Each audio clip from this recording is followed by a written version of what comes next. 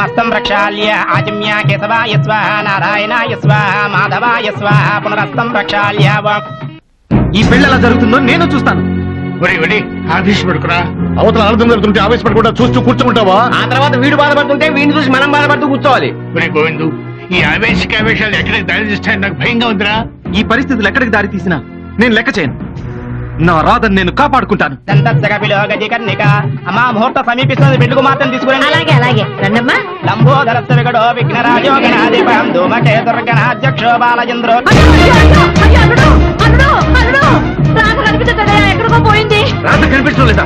అంతా వెతికారా? వీళ్ళంతా వెతికారయ్యా, ఎక్కడా కనిపించట్లేదు. లోపల ఎక్కడ ఉండుంటుంది. ఎంత వెతికినా రాధ కనిపించదు.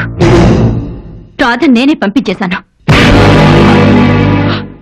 మీరు నన్ను కొట్టినా చంపినా సరే ఈ పనికి మళ్ళీ వాడికి రాధనిచ్చి చేస్తూ ఉంటే చూస్తూ నేను ఊరుకోలేకపోయానండి. ఎంత ధైర్యమే నీకు? అసలు నువ్వెవరు పెళ్లి చెడగొట్టడానికి? రాధకి తల్లి తర్వాత తల్లి లాంటిదానండి. రేపక్క వచ్చి ఏమ్మా నమ్మి నా బిడ్డని నీ చేతుల్లో పెడితే దానికింత ద్రోహం చేస్తావా అని అడిగితే నేనేం సమాధానం చెప్పాలండి? వరుసకి బావైనా అన్నకన్నా ఎక్కువగా ఆదరించిన మీ అన్నయ్య ఏంటమ్మా నువ్వు చేసిన పని అని నిలదీస్తే నేనెలా తలెత్తుకోవాలండి? కర్మే ఇదంతా నా కర్మ. కన్న బిడ్డే నాకు శత్రువు అయిపోయింది. కన్న తల్లి మీదే చెయ్యెత్తుతోటి కొన్న తల్లివి కాబట్టే బతికిపోయావు. ఇదే మరో ఆడదైతే చీరేసేదాన్ని. రాధను నువ్వు తప్పించినా అది ఎక్కడున్నా వెతికి తీసుకొచ్చి పెళ్లి చేస్తాను. ఎక్కడికి రా బయలుదేరారు? కేశవ, నువ్వైనా వీళ్ళకి చెప్పరా, ఆ ప్రకాశం గారు రాధకి వేరే పెళ్లి చేస్తున్నాడని ఆ పెళ్లి ఆపడానికి బయలుదేరారా? ఏమిట్రా ఇదంతా? అందరూ కలిసి ఇక్కడికి వచ్చింది లేనిపోని గొడవలు చేయడానిక? గొడవలు చేస్తుంది వాళ్ళు నాన్న. మాట తప్పి రాధకి వేరే పెళ్లి చేస్తుంటే నన్ను చేతులు ముడుచుకుని కూర్చోమంటారా? రాధను నేను వదులుకోలేదు. వదులుకోకపోవడానికి మీరేదో ఆనాటి రాధామాధవులు అనుకుంటున్నారా? ఆనాటి రాధామాధవులు విడిపోయారేమో కానీ మేం మాత్రం కలిసే బతుకుతాం. ఆ పట్టుదల్లే వద్దు. రాధని ఇవ్వమని తేల్చి చెప్పాక ఇంకా అమ్మాయి కావాలనుకోవడం మూర్ఖత్వం. రాధనిచ్చి పెళ్లి చేయమని వాళ్ళు అన్నారు కానీ పాప అమ్మాయి మనసంతా వీడి మీదే ఉంది. ఇప్పుడు ఆ అమ్మాయిని వంటదారు చేసి ఇష్టలేని పెళ్లి బలవంతంగా చేస్తుంటే ఎలా ఊరుకుంటావమ్మా? వాళ్ళ బిడ్డ జీవితం వాళ్ళకి అక్కర్లేనప్పుడు మనం ఎందుకు పట్టించుకోవాలి? వాళ్ళు పౌరుషానికి పోయి రాధకి వేరే పెళ్లి జరిపిస్తుంటే మనకేరా పౌరుషం లేంది? అంతకన్నా డబ్బు అందం చదువు ఉన్న అమ్మాయిని తీసుకొచ్చి ఇదే ముహూర్తానికి నీకు పెళ్లి జరిపిస్తాను. చాలా గొప్పదాని వద్దయ్యా.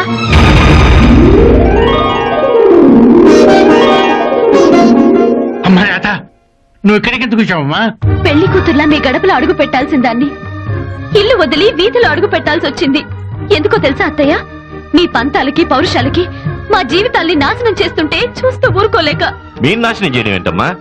మేం ప్రేమించుకున్నామన్నారు, ఒప్పుకున్నాం. పెళ్లి చేసుకుంటామన్నారు, సరేనన్నాం. లేనిపోని పంతాలకు పోయి మీ బాబాయ్ నీకు మరో పెళ్లి చేయకపోతే అది మా తప్ప. నీకోసం నా కొడుకు బలైపోతుంటే చూస్తూ ఊరుకోమంటావా? అలా అని మీ అబ్బాయిని తీసుకెళ్లిపోయి నన్ను బలి చేస్తారా? ఆలోచిస్తావే? ఆ అమ్మాయి అడిగిందని సమాధానం చెప్పు. సమాధానం నేను చెప్తా. రాధ, నీకు బుద్ధి ఉందా? అవతల పెళ్లి జరుగుతుంటే సిగ్గు లేకుండా పారిపోయి ఇక్కడికి వస్తావా? సిగ్గుపడే పని నేనేం చేయలేదు. నాకిష్టం లేని పెళ్లి చేస్తుంటే తల వంచుకొని తాళి కట్టించుకోవడానికి నేనేం సిద్ధంగా లేను. నాకే ఎదురు సమాధానం చెప్పే ధైర్యం వచ్చిందా నీకు? ధైర్యం కాదు బాబాయ్, బాధ. చిన్నప్పటి నుంచి నన్ను కన్న తండ్రి కంటే ఎక్కువగా చూసుకున్నావు. చివరికి నీ వల్లే నా బ్రతుకు నాశనం అయిపోతుంటే నేనెవరికి చెప్పుకోవాలి? పెళ్లి పీటల మీద నుంచి పారిపోయి వచ్చి 10 మందిలో మా పరువు తీసిన చాలక ఎదురు తిరిగి వాదిస్తావా? నిన్ను అన్నయ్య అన్నయ్య అని పిలిచే అర్హత ఎప్పుడో పోగొట్టుకున్నావురా? ఇంటి బాధ్యతలు అప్పగించి వెళితే ఆడబిడ్డ మీద చేయి చేసుకుంటావా? నిన్ను నమ్మి నా బిడ్డని చేతో పెట్టి వెళితే నాకు తెలియకుండా దాన్ని పెళ్లి చేయడానికి సిద్ధపడతావా? ఇష్టం లేని పెళ్లి చేసి దాన్ని బతుకు నాశనం చేయడానికి నీకు మనసులా ఒప్పిందరా? ప్రకాశం, ఏంటయ్యా ఇది?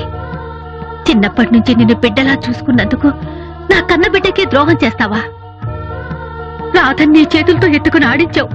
ప్రాణం కంటే ఎక్కువగా ప్రేమించావు.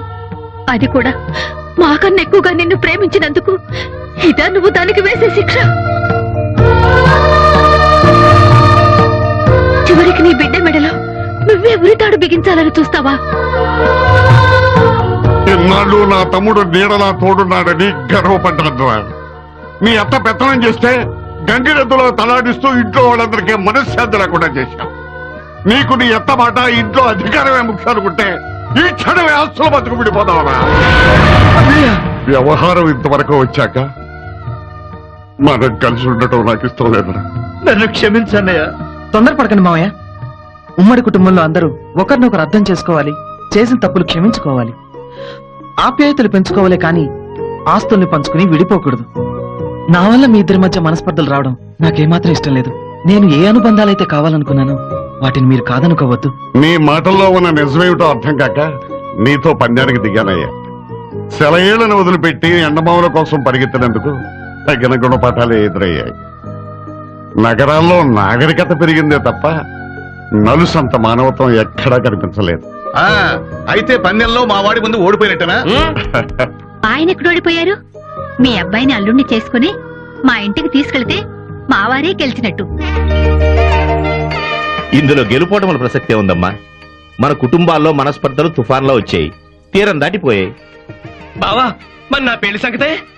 అమ్మా, ఇంకొక క్షణం ఇక్కడ ఉన్నావంటే నిన్ను మీ అమ్మని ఏం చేస్తానో నాకే తెలియదు. పో ఇక్కడి నుంచి. బావా, ప్రకాశం, ఇప్పటికైనా నీ కళ్ళు తెరుచుకున్నాయి, చాలా సంతోషం. రే సుబ్బరాయుడు, ఇంకా ఆలస్యం ఎందుకురా? కళ్యాణ మండపం కూడా సిద్ధంగా ఉంది. ఇదే ముహూర్తానికి రాధామాధవులు పెళ్లి జరిపించేద్దాం. అలాగే బాబు పదండి. రండి.